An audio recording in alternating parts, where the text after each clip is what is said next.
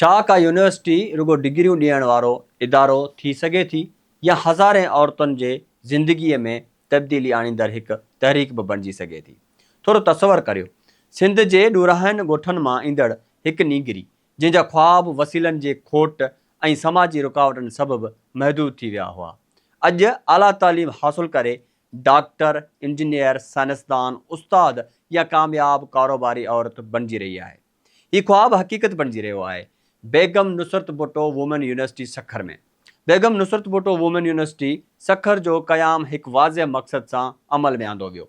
औरतुनि खे बाख्तियार बनाइण, खेनि मयारी तइलीम फ़राहम करणु ऐं अहिड़नि सलाहियतुनि सां आरास्ता करणु जेके न रुगो संदनि ज़ाती ज़िंदगी पर पूरे समाज जे तरक़ीअ में बि अहम किरदारु अदा कनि।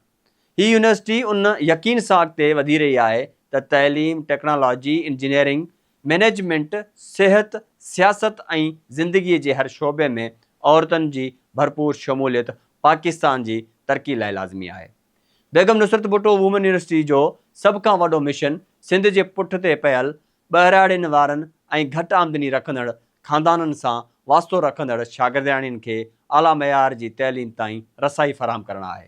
हिते रुगो डिग्रियूं नथियूं ॾिनियूं वञनि, पर शागिर्दाणियुनि खे पंहिंजी सलाहियतुनि खे सुञाणणु, एतमाद सां अॻिते वधणु ऐं अमली ज़िंदगी में कामयाबी हासिल करण जा भरपूर मौक़ा फ़राहम कया वञनि था। उन्ही मक़सद तहत यूनिवर्सिटी में मुख़्तलिफ़ अंडर ग्रेजुएट ऐं पोस्ट ग्रेजुएट प्रोग्राम सां गॾु स्कॉलरशिप्स, महफ़ूज़ हॉस्टल, ट्रांसपोर्ट ऐं ॿियूं सहूलियतूं पिणु मुहैया कयूं वियूं आहिनि त जीअं ॾुराहनि इलाइक़नि जूं शागिर्दाणियूं बि बिना कंहिं हबक जे पंहिंजी तइलीम जारी रखे सघनि। बेगम नुसरत भुट्टो वुमेन यूनिवर्सिटी जो यकीन आहे त जदीद दौर में रुगो किताबी इल्मु काफ़ी न आहे। उन्ही करे यूनिवर्सिटी पंहिंजी लेबॉरेटरियुनि, क्लास रूमनि, तहक़ीक़ी मरकज़नि ऐं डिजिटल सहूलियतुनि खे मुसलसिल बहितर बनाए रही आहे त जीअं शागिर्दाणियुनि खे मयारी ऐं अमली तइलीम फ़राहम करे सघिजे।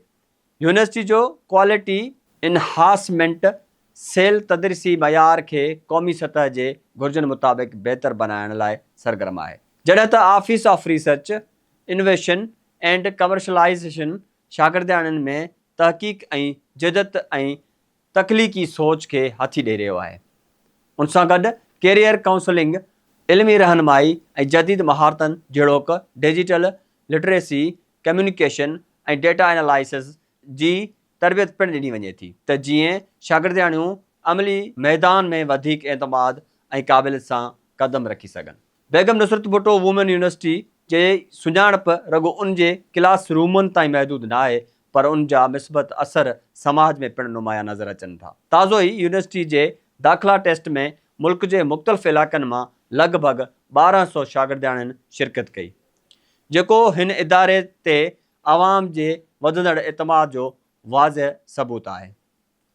Wise chancellor professor doctor Tahmina Mangan जी क़यादत में शफ़ाफ़ ऐं मुनज़म दाख़िला वारो अमल, जदीद इम्तिहानी सहूलियतूं ऐं शागिर्दनि लाइ महफ़ूज़ माहौल हिन यूनिवर्सिटी खे औरतुनि जी आला तइलीम जो हिकु मोतबर इदारो बणाए छॾियो आहे। अहिड़ी रीति बायोटेक्नोलॉजी ऐं केमिस्ट्री जे शागिर्दनि ऐं शागिर्दाणियुनि सिंध जे ॿहिराड़े वारनि इलाइक़नि में औरतुनि जी कारोबारी मनसूबनि ते अमली कमु कयो, जिते हिननि साबुण ठाहिणु, मार्केटिंग, पैकेजिंग ऐं नवनि कारोबारी ख़्यालनि बाबति मक़ामी औरतुनि सां गॾिजी कमु कयो। इहे सरगर्मियूं न रुगो शागिर्दाणियुनि खे अमली तजुर्बो फ़राहम कनि थियूं, पर ॿहिराड़ी जे औरतुनि खे मुआशी तौरु ख़ुदमुख़्तियार बनाइण में पिणु अहम किरदारु अदा कनि थियूं। बेगम नुसरत भुट्टो वुमेन यूनिवर्सिटी सखर रुगो हिकु यूनिवर्सिटी न आहे, हीअ औरतुनि जी ख़ुदमुख़्तियारी जी हिकु मज़बूत आवाज़ आहे।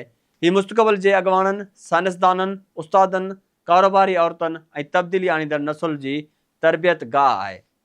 अॼु हितां फ़ारगल तहसील थींदड़ हर शागिर्दाणी रुगो पंहिंजे ज़िंदगी नथी बदिलाए, पर पंहिंजे ख़ानदान, पंहिंजी बिरादरी ऐं पूरे समाज जी तरक़ी लाइ नवां रस्ता हमवार करे थी।